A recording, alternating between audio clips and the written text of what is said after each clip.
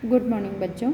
आज हम पढ़ेंगे राजनीतिक आंदोलन 1919 से 1947 के बीच में भारत में कौन कौन से आंदोलन हुए, उन आंदोलनों के बारे में पढ़ेंगे। सबसे पहले जो आंदोलन हुआ था वो था रोलेक्ट एक्ट। कि जब प्रथम विश्व युद्ध हुआ था तो प्रथम विश्व युद्ध के अंदर भारत से सैनिकों को प्रथम विश्व युद्ध में ले गए थे। तब उस समय ब्रिटिश सरकार ने भारतीयों को आश्वासन दिया था कि प्रथम विश्व युद्ध समाप्त होने के बाद में भारतीयों को अधिक से अधिक क्या दी जाएगी, सुविधाएं प्रदान की जाएगी। परंतु जब युद्ध समाप्त हुआ तो युद्ध समाप्ति के बाद में जो सुधार हुए थे वो कोई संतोषप्रद सुधार नहीं थे, बल्कि इसके विपरीत और उन भारतीयों का आर्थिक शोषण, प्रेस के कठोर नियम और अन्य दमनकारी गतिविधियां शुरू हो गई थी। भारतीय जनता अंग्रेजों के विरोध में डटी रही।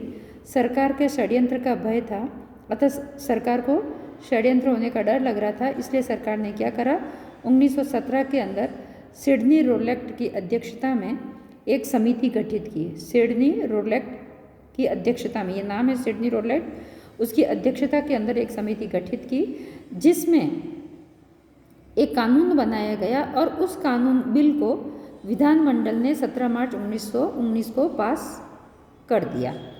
इस एक्ट के अंतर्गत किसी भी व्यक्ति को संदेह के आधार पर गिरफ्तार किया जा सके, यानी रोलेक्ट एक्ट जो बनाया गया था, उस रोलेक्ट एक्ट में क्या हुआ था, किसी भी व्यक्ति को संदेह के आधार पर गिरफ्तार किया जा सकता है। और फिर जिसको गिरफ्तार किया, न तो वो व्यक्ति की कोई अपील, न कोई दलील, न कोई वकील, किसी का अधिकार यानी वकील, दलील और अपील का अधिकार भी उसको नहीं दिया गया और इसे काला कानून कहा गया। तो ये हो गया रोलेक्ट एक्ट। अब दूसरा आता है हमारा जलियांवाला बाग हत्याकांड। कि 13 अप्रैल 1919 को रोलेक्ट एक्ट के विरोध में, ये जो रोलेक्ट एक्ट जो 1919 में लगाया था, पास हुआ था 17 मार्च 1919 को, उसके बाद में अमृतसर के अंदर जो जलियांवाला बाग जो है वहाँ पर 13 अप्रैल 1919 को एक सभा आयोजित की गई थी जिसमें 20,000 आदमी इकट्ठे हुए, जिनमें स्त्री पुरुष बच्चे सभी थे। और वहाँ जनरल डायर ने क्या करा, उस बाग के अंदर प्रवेश करने का एक गेट जो था वो सकड़ा था, निकलने का भी वही था और प्रवेश करने का ही वही था। वहीं से उसने अंदर जा कर के गोलियाँ चलाना का आदेश दे दिया और गोलियाँ जब तक चलती रही, जब तक उन लोगों के पास कारतूस ख़त्म नहीं हुए तब तक गोलियाँ चलती रही। सरकार के अनुसार तो कहते हैं कि उसमें 379 व्यक्ति मारे गए, परंतु कांग्रेस समिति के अनुसार कहते हैं कि लगभग 1,000 के लगभग व्यक्ति जो थे वहाँ पर मारे गए थे। अब आता है हमारा असहयोग खिलाफ। तो पहले हम पढ़ेंगे खिलाफत आंदोलन। खिलाफत आंदोलन जो था वो भारतीय मुसलमानों द्वारा तुर्की के खलीफा के सम्मान में जो है वो चलाया गया था। तो खिलाफत आंदोलन जो था, देखो इसमें खिलाफत आंदोलन के तुर्की का जो खलीफा जो था वो मुस्लिमों का धर्मगुरु था, यानी मुस्लिम जगत का वो क्या था, धर्मगुरु जो था वो खलीफा था।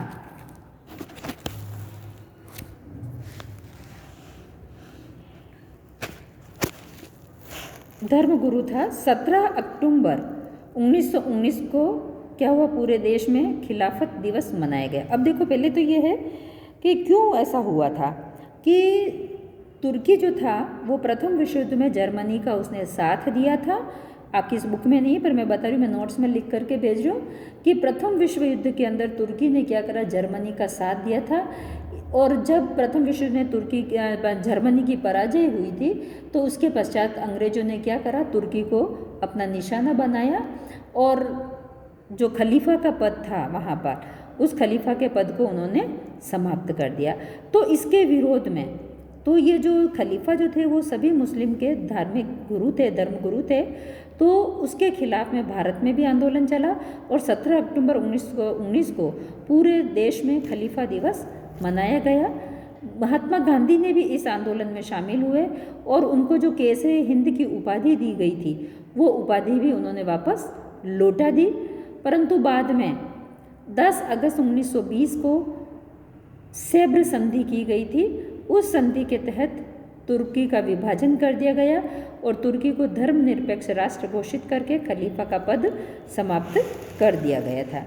अब नेक्स्ट हमारा आता है असहयोग आंदोलन कि रोलेक्ट एक्ट, जलियांवाला बाग हत्याकांड, हंटर कमेटी, तुर्की का विभाजन, खलीफा पद का समाप्त कर देना, तो इससे गांधी जी को बहुत पीड़ा हुई और 1920 में कांग्रेस के अन्यायी सरकार ने से असहयोग करने की प्रस्ताव पारित किया। तो 1920 में गांधी जी ने कहा कि सरकार का सहयोग नहीं करना है ना। तो कांग्रेस के बीच में इन्होंने ये पास करवा दिया कि सरकार का असहयोग करना है। इसके अंतर्गत असहयोग में जितनी भी सरकारी उपाधियाँ थी, जिन जिन को मिली हुई थी, उनको कहा कि सरकारी उपाधियाँ छोड़ दे, विधानसभाओं, न्यायालयों, सरकारी शैक्षिक संस्थाओं, विदेशी माल आदि सबका त्याग करने पर जोर दिया गया। इन सब तथ्यों को शामिल किया गया है कि इन सबको अपनाना है। इसके विपरीत अपने आप को अनुशासन में रखना है ना। ये सब चीज़ें तो छोड़नी है, परंतु अपने में भी बदलाव लाना है कि अपने को अनुशासन में रखना है। राष्ट्रीय शिक्षण संस्थाओं की स्थापना करना है। आपसी झगड़े पंच निर्णय द्वारा तय करना। आपस में कोई झगड़ा हो जाए तो वो पंचों के द्वारा ही न्याय करवा दिया जाए और हाथ से कते हुए और बुने हुए कपड़े का प्रयोग करें, क्योंकि पहले हमने पढ़ा विदेशी माल का बहिष्कार करना है। इस आंदोलन के अंतर्गत 3000 व्यक्तियों को 1921 में ये आंदोलन जो चल रहा था तो उसमें 1921 में 30,000 व्यक्ति को जेल गए और भारतीय इतिहास में ये पहला अवसर था जब स्वराज के लिए संघर्ष इतनी अधिक जनता ने भाग लिया। स्वराज के लिए जो जनता ने भाग लिया, पहली बार इतनी जनता ने एक साथ भाग लिया। परंतु यह आंदोलन शिखर पर था। तभी 5 फरवरी 1922 को क्या हो गया, ये आंदोलन जोरों शोरों से चल रहा था। तभी क्या हो, 5 फरवरी 1922 को उत्तर प्रदेश के गोरखपुर जिले के अंदर जो चौरी चौरा नामक जो स्थान था, वहाँ पर शांतिपूर्ण जुलूस निकाल रहे थे और शांतिपूर्ण जुलूस पर पुलिस ने क्या करा, लाठियाँ बरसे ही अत्याचार किए। तो भीड़ भी उत्तेजित हो गई और पुलिस चौकी में क्या कर दिया, भीड़ ने आग लगा दी, जिससे 21 सिपाही और एक थानेदार उस आग में झुलस कर मर गए। तो गांधी जी ने, वो अहिंसा के मार्ग पर चल रहे थे, तो ये जो हिंसा हुई थी इसके कारण गांधी जी ने क्या करा कि उस 12 फरवरी 1922 को ये आंदोलन वापस ले लिया। इन्होंने असहयोग आंदोलन बंद कर दिया। गांधी जी की इस घोषणा से देश के बड़े नेता आश्चर्यचकित रह गए। सुभाष चंद्र बोस ने इसे अत्यंत कष्टदायक कहा। मोतीलाल नेहरू और चित्तरंजन दास ने कांग्रेस के अंतर्गत स्वराज पार्टी का फिर गठन किया। इस पर प्रश्न बनता है, स्वराज पार्टी का गठन किसने किया? तो मोतीलाल नेहरू और चित्तरंजन दास। आप लिख लीजिए क्वेश्चन, स्वराज पार्टी का गठन किसने किया? तो मोतीलाल नेहरू और चित्तरंजन दास ने किया, जिसने विधान परिषदों में भाग लेकर सरकार के कार्यों में रुकावट डालने का कार्य किया। अब नेक्स्ट हमारा आता है साइमन कमीशन। देखो 1919 के अंदर भारत सरकार ने अधिनियम के कार्यों की समीक्षा करने के लिए, है ना, भारत सरकार ने क्या करा, भारत में जो ब्रिटिश सरकार थी उन्होंने कार्यों की समीक्षा करने के लिए ब्रिटिश सरकार ने क्या किया, भारतीय अधिनियम के का, है ना, भारत सरकार के अधिनियम के कार्यों का ब्रिटिश सरकार ने 1927 में सर जॉन साइमन की अध्यक्षता में एक कमीशन बनाया। ब्रिटिश सरकार ने क्या करा 1927 में, सर जॉन साइमन की अध्यक्षता में एक कमीशन बनाया और इस कमीशन का क्या काम था कि जो 1919 में जो भारत सरकार ने जो अधिनियम बनाए थे उन अधिनियम के कार्यों की समीक्षा करने के लिए बुलाया था। ठीक है, 3 फरवरी 1928 को ये कमीशन बम्बई आया। तो उस कमीशन का सबने विरोध किया। क्यों विरोध किया? क्योंकि ये कमीशन में 7 सदस्य थे, परंतु उन 7 सदस्यों में एक भी भारतीय नहीं था। इसलिए जब ये कमीशन बम्बई आया तो इसका विरोध किया और लाहौर के अंदर लाला लाजपत राय इसका नेतृत्व कर रहे थे। तो पुलिस ने अंधाधुंध क्या करे, लाठियाँ चलाई। तो लाला लाजपत राय के सिर पर चोट आई और 1 महीने बाद ही लाला लाजपत राय का देहांत हो गया। 1930 में इस कमीशन की जब रिपोर्ट आई तो उस रिपोर्ट में भी औपनिवेशिक स्वराज्य की स्थापना की बात कहीं नहीं कही गई थी। नेक्स्ट हमारा आता है सविनय अवज्ञा आंदोलन। देखो अब सविनय अवज्ञा जो आंदोलन जो था हमारा, सविनय अवज्ञा आंदोलन 30 दिसंबर 1929 को कांग्रेस में पंडित जवाहरलाल नेहरू की अध्यक्षता में पूर्ण स्वराज्य का प्रस्ताव पारित किया गया था, है ना, कि 1900 लाहौर के अंदर अधिवेशन हुआ था 30 दिसंबर 1929 को लाहौर के अंदर जो अधिवेशन हुआ था, उस अधिवेशन के तहत जो था कि उस अधिवेशन में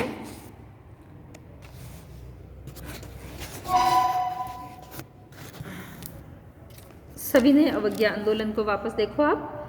सविनय अवज्ञा आंदोलन 30 दिसंबर 1929 को लाहौर के अधिवेशन में पंडित जवाहरलाल नेहरू की अध्यक्षता में कांग्रेस में पूर्ण स्वराज का प्रस्ताव पारित किया गया। पूर्ण स्वराज की मांग को लेकर गांधी जी के नेतृत्व में सविनय अवज्ञा आंदोलन प्रारंभ किया गया, है ना, कि सविनय अवज्ञा आंदोलन जो था वो गांधी जी के नेतृत्व में क्या करा, प्रारंभ किया गया था। तो गांधी जी ने क्या करा, 78 सदस्यों के साथ वो क्या करा, साबरमती आश्रम से 358 किलोमीटर दूर गुजरात के समुद्र तट पर स्थित डांडी गांव में पैदल गए और 78 सदस्य से धीरे धीरे उनमें बढ़ते गए, है ना। 6 अप्रैल 1930 को वो दांडी पहुँचे। वहाँ पहुँचकर उन्होंने क्या करा, नमक कानून तोड़ा और नमक बनाया वहाँ पर, है ना। इस आंदोलन से पूरे देश के अंदर क्या हो गया, ये आंदोलन छिड़ गया था और जो लोग जो है इसका सविनय अवज्ञा आंदोलन के अंदर जैसे और भी बातें रखी गई थी कि महिलाओं द्वारा शराब की दुकानों को रोकना, अफीम के ठेकों पर, विदेशी कपड़ों की दुकानों पर धरना देना, विदेशी वस्त्रों को जलाना, चरखा काटना, छुआछूत दूर रहना, विद्यार्थियों द्वारा सरकारी स्कूल कॉलेज छोड़ना, सरकारी कर्मचारियों को नौकरियों से त्यागपत्र देना आदि गांधी जी ने सबका आह्वान किया था। ये आंदोलन तेजी से पूरे भारत में फैल गया। देश भर में जनता हड़तालें, प्रदर्शन और विदेशी वस्त्रों का बहिष्कार में भाग लेने लगी। थोड़े समय में ही 60,000 लोगों को क्या कर दिया, इसमें जेल में डाल दिया गया। 5 मार्च 1931 को केंद्र सरकार और कांग्रेस के मध्य जो गांधी इरविन समझौता हुआ, उसमें वायसराय ने इस बात की घोषणा की कि भारतीय संवैधानिक विकास का उद्देश्य भारत को डोमिनियन स्टेट्स देना है। गांधी जी संवैधानिक सुधार के लिए दूसरे गोलमेज सम्मेलन में गए, परंतु वहाँ से वो निराश लौटे और पुनः उन्होंने 1932 के अंदर सविनय अवज्ञा आंदोलन प्रारंभ किया, परंतु 1933 में गांधी जी ने ये आंदोलन असफल रहा, इसलिए इस बंद कर दिया गांधी जी ने और उन्होंने कांग्रेस पद से भी त्यागपत्र दे दिया। नेक्स्ट हमारा आता है व्यक्तिगत सत्याग्रह। अब व्यक्तिगत सत्याग्रह में देखिए कि जब दूसरा विश्व युद्ध प्रारंभ होने वाला था, है ना, व्यक्तिगत सत्याग्रह में बता रही हूँ कि दूसरा विश्व युद्ध प्रारंभ होने वाला था, तब भारत को युद्ध में नहीं भेजा जाए, है ना, इसके खिलाफ भारत के सभी लोगों ने हड़ताल और प्रदर्शन करे। तो गांधी जी ने कहा सत्याग्रह की जगह व्यक्तिगत सत्याग्रह का प्रस्ताव उन्होंने रखा और कांग्रेस ने इसको स्वीकार भी कर लिया। 17 अक्टूबर 1940 को कांग्रेस ने व्यक्तिगत सत्याग्रह का आंदोलन शुरू कर दिया। गांधी जी द्वारा चुने हुए सत्याग्रही एक एक करके सार्वजनिक स्थलों पर पहुँचे और युद्ध के खिलाफ भाषण देने लगे और जो सब लोगों को गिरफ्तार करने लगी अंग्रेजी सरकार। तो विनोबा भावे पहले सत्याग्रही थे जिन्हें 3 महीने की सजा दी गई। जवाहरलाल नेहरू दूसरे थे, ब्रह्मदत्त तीसरे थे, सत्याग्रही थे। इनके व्यक्तिगत सत्याग्रह में 30,000 लोग पकड़े गए। नेक्स्ट हमारा आता है भारत छोड़ो आंदोलन। ये भारत छोड़ो जो आंदोलन है बहुत ही महत्वपूर्ण आंदोलन है। क्रिप्स मिशन की असफलता, जापान का भारत पर आक्रमण का भय, 14 जुलाई 1942 के वर्धा कांग्रेस में बैठक में कांग्रेस कार्यकारिणी निर्णय के आदि के कारण 8 अगस्त 1942 को मुंबई में अखिल भारतीय कांग्रेस समिति की बैठक में गांधी जी के भारत छोड़ो प्रस्ताव को स्वीकार किया। तो गांधी जी ने जो भारत छोड़ो प्रस्ताव 8 अगस्त 1942 को रखा था तो उसको स्वीकार कर लिया गया। इस संदर्भ में उन्होंने कहा कि अब मैं आपको एक छोटा सा मंत्र दे रहा हूँ। गांधी जी ने क्या मंत्र दिया, करो या मरो का। हम या तो भारत को स्वतंत्र कराएंगे या उनके प्रयास में मारे जाएंगे। करो या मरो का क्या मतलब कि या तो हम भारत को स्वतंत्र कराएंगे या फिर स्वतंत्र कराते कराते चाहे भले हम शहीद हो जाएं चाहे मर जाएं, मगर हम अपनी पराधीनता को जारी देखने के लिए जिंदा नहीं रहेंगे, यानी हम गुलाम नहीं रहेंगे। 9 अगस्त की सुबह से पहले ही गांधी जी सहित दूसरे कांग्रेसी नेताओं ने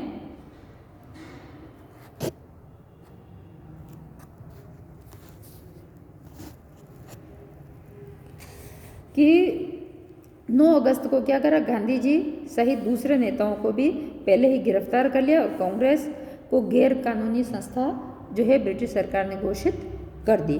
इस आंदोलन का कोई निश्चित योजना नहीं बनाई गई है ना। इस आंदोलन के तहत क्या करा, कोई निश्चित जो थी वो योजना नहीं बनी हुई थी।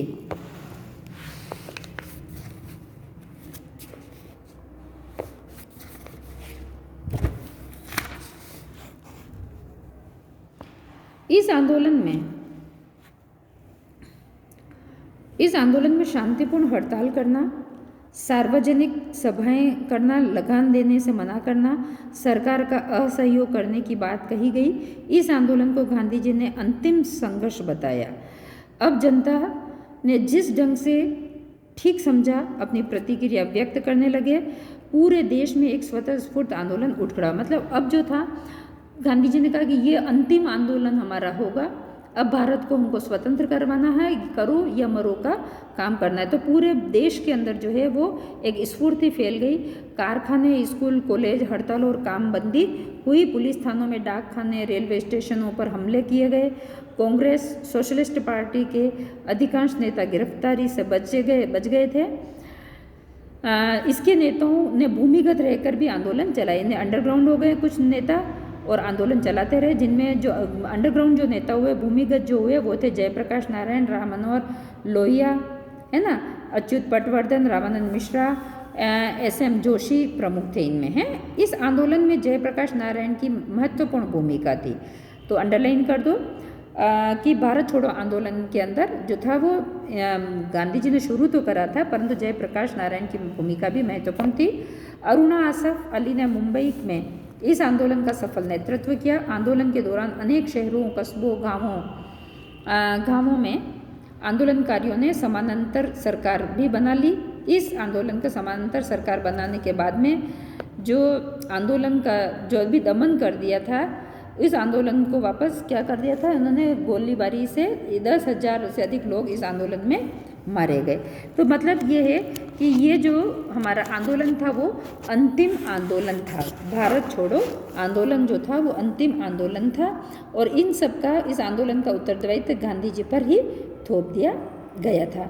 इस आंदोलन के ने भारत की आज़ादी का मार्ग प्रशस्त किया। भारतीयों में वीरता, उत्साह, शौर्य, देश के लिए जो है वो त्याग की भावना को जागृत किया था। तो ये अभी अपन ने पढ़ा 1919 से 1947 के बीच में जो आंदोलन हुए थे, उन सारे आंदोलन के बारे में अपन ने पढ़ा।